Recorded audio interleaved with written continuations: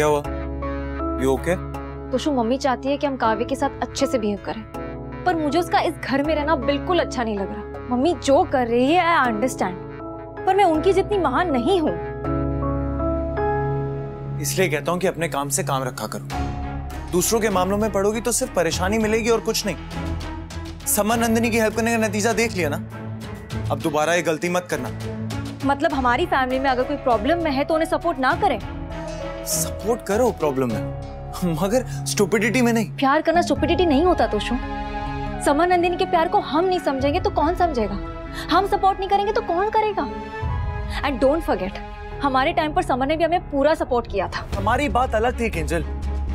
किंजल देखो, पापा और बात जिस रिश्ते से एग्री नहीं कर रहे ना, तुम उस रिश्ते को जोड़ने की कोशिश करके पापा को और हर्ट मत करो। ऑसम।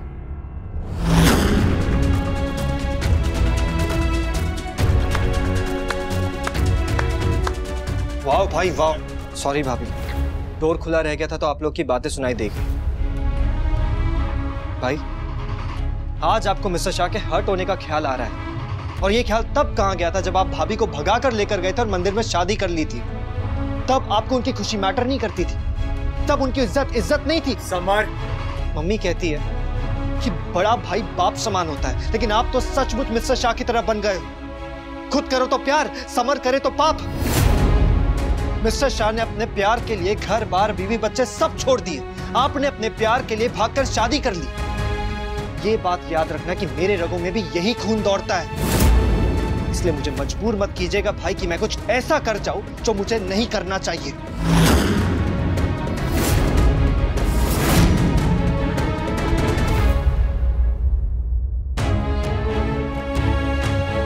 तोशु, जो स्टेप हमें उठाना पड़ा, लेट्स मेक श्योर कि समर और नंदिनी को वो रास्ता ना चुनना पड़े। मम्मी की तरह let's stand by them, please.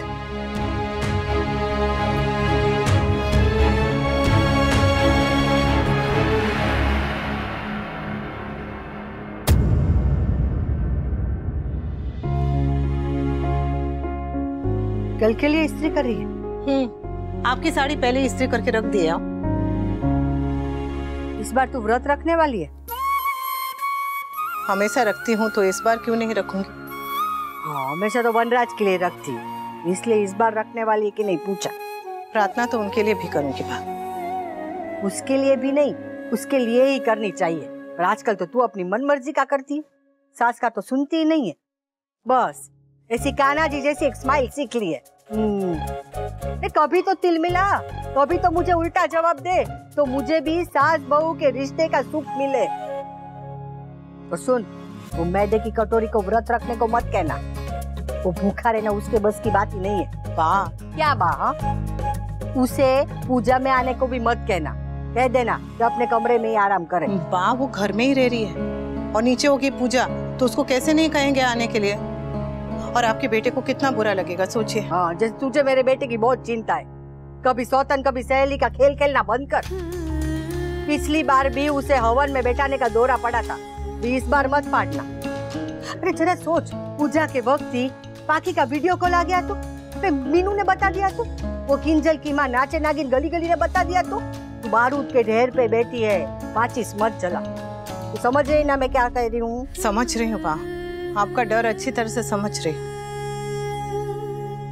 पर भगवान जी तो सबके हैं ना, तो हम कौन होते किसी को पूजा में बैठने से रोकने के लिए?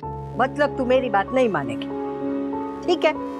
पर कल अगर वो मैदे की कटोरी ने हीरोइन गिरी की ना, तो वो मेरा गुस्सा देखेगी। हाँ, और सुन, कल जन्माष्टमी की तरह ना कल भी डांस होगा, तो वो बुढ़ी की तरह बैठ मत जाना, अच्छा डांस करना। आप जो कहेंगी मैं करूंगी, बस सब करूंगी, बस आप खुश रहिए। महादेव करे कि कल की पूजा इस घर के सुख शांति वापस लेकर आए, रिश्तों में फैली ये खटास कम कर दे, समर और वनराज को थोड़ा पास लेकर आए।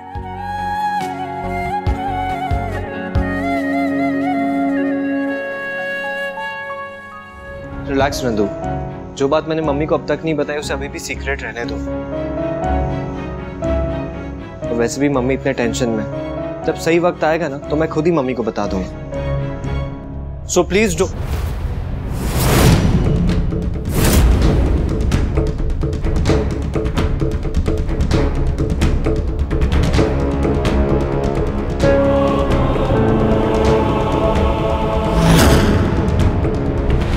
अगर मेरी बात अभी तक नहीं समझ में आ रही है समर, तो किसी दूसरे तरीके से समझाऊं? दूसरे क्यों, तीसरे, चौथे, 10वें तरीके से समझाने का ट्राई कर लीजिए। समझूंगा तो मैं तब भी नहीं समझोगे तो बहुत पछताओगे समर।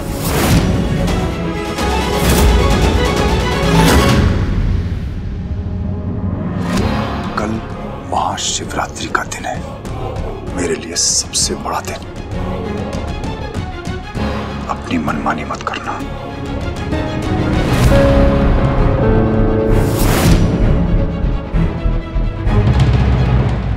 अब तक तो नहीं कर रहा था, पर अब मैं कल अपनी मनमानी करूंगा।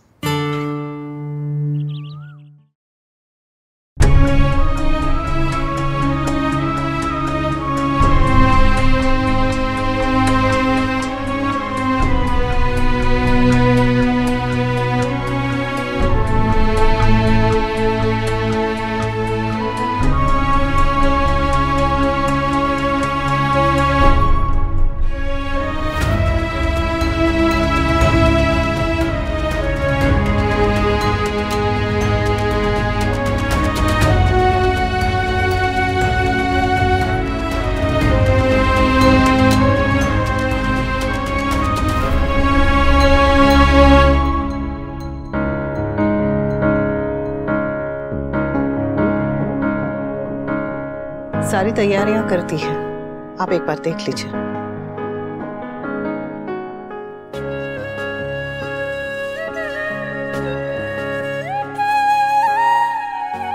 सब ठीक है?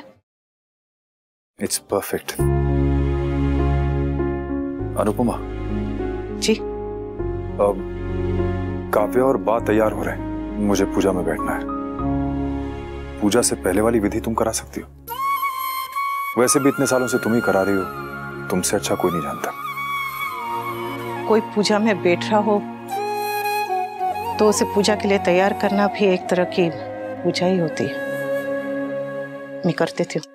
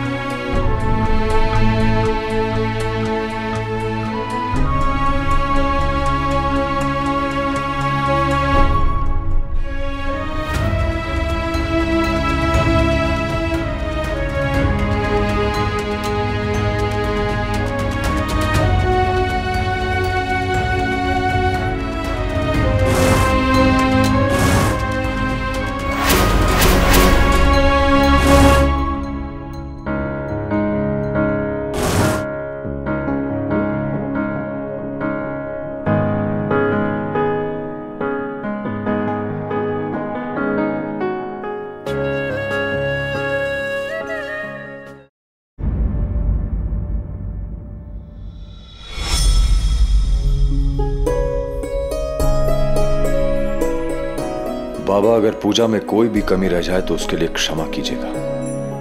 पूजा में कमी रह सकती है लेकिन भक्ति में नहीं। सुनिए, आप वनराज से बात कीजिए, उसे समझाइए ना। इस बार क्या समझाना है? यही कि वो समर पे गुस्सा ना करे। जवान बेटा है, कहीं तोशु जैसी गलती कर दी तो परेशानी हो जाएगी। कैसे समझाऊं?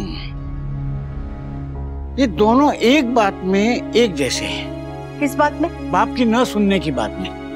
समर अपने बाप की नहीं सुनता और वनराज अपने बाप की। एक काम कर, ये जो समझाने का मंत्रालय है तू ही ले ले। मैं तो पहले ही मैदे की कटोरी के लिए वनराज को डांट चुकी हूँ। इस बार आप समझाइए और बारी बारी से समझाना। वनराज को कहो कि गुस्सा छोड़ दे और समर को कहो कि जिद छोड़ दे। वो क्या है कि मर्दों को लड़ने की तमीज नहीं होती। लड़ने की भी तमीज होती है? हाँ, और वो तमीज औरतों को होती है। औरतें ना सारा दिन एक दूसरे के साथ चोटियां पकड़ पकड़ कर लड़ती है, पर शाम को एक ही चूल्हे पे साथ में रोटियां पकाती है। औरतों के झगड़े में ज्यादा से ज्यादा चूल्हा बढ़ता है, घर नहीं टूटता है। पर जब मर्द लड़ते हैं ना तो मन से लेके जमीन तक लकीर खींच जाती है और घर टूट जाता है। ठीक है, कोशिश कर देखता हूँ। मैं जानता हूँ वैसे दोनों समझेंगे नहीं, लेकिन एक काम करता हूँ, ये पूजा के बाद दोनों को अलग अलग बिठा के बात करता हूँ। हाँ, दोनों में से कोई एक भी समझ जाए ना तो झगड़े कम हो जाएंगे। भगवान करे ऐसा ही हो। महादेव करे आज की पूजा में कोई विघ्न ना आए।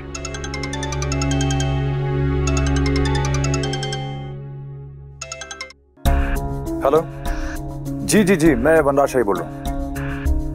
मैंने भेजी थी सीवी। जी नहीं हुआ?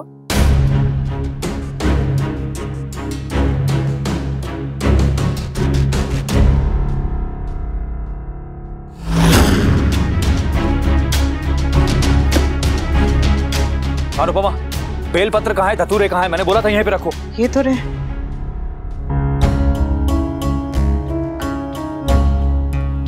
सब ठीक है? हाँ सब ठीक है, बस मैं नाकारा हूं।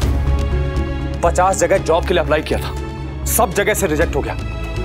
वनराज शाह जिसके अंडर में एक साल में 50 लोग काम करते थे, आज वो बिना जॉब के बैठा हुआ। आधी सैलरी में काम करने को तैयार हूं, फिर भी कोई जॉब देने को रेडी नहीं। भोलेनाथ सब ठीक कर देंगे।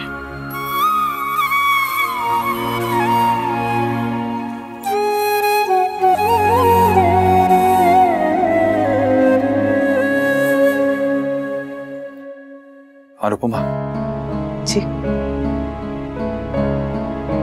बाबूजी से इस बारे में कुछ मत कहना।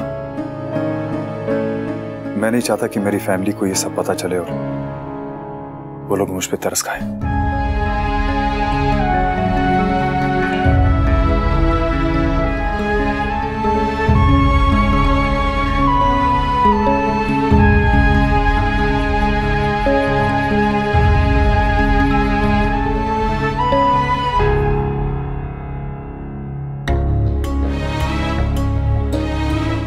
वनराज की चटपटाहट मैं समझ सकता हूँ। मैं भी रिटायर हुआ था तो ऐसे ही अपने आप को नकारा महसूस करता था। मैंने तो बस 2 दिन नौकरी की थी बापूजी, पर जब वो चली गई तो ऐसा लगा जैसे किसी ने मेरी पहचान छीन ली है। इन्होंने तो सालों साल वो नौकरी की है। इन पर क्या गुजरी होगी इसका अंदाजा भी नहीं लगा सकते हम लोग, है ना?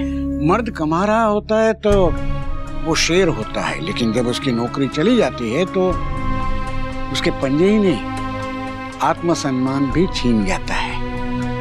हम मर्दों को बचपन से यही सिखाया जाता है कि औरत का काम घर संभालना होता है और मर्द का काम घर चलाना। इसीलिए हम जब घर नहीं चला पाते तो हर बात चुभने लगती है। अरे रिटायरमेंट के बाद तो ऐसा लगता है कि हमसे ज्यादा काम का तो घर का फर्नीचर है। और वनराज रिटायर नहीं हुआ, बेरोजगार हुआ है। उसको पता नहीं कैसा लग रहा होगा। बापूजी आप ही तो हमेशा कहते हैं कि समय की सबसे अच्छी बात है कि वो कैसा भी हो बदल जाता है। वो समय बदल गया तो ये भी बदल ही जाएगा है। हमारे हाथ में तो बस विश्वास और प्रार्थना करना है, तो वो करते हैं ना।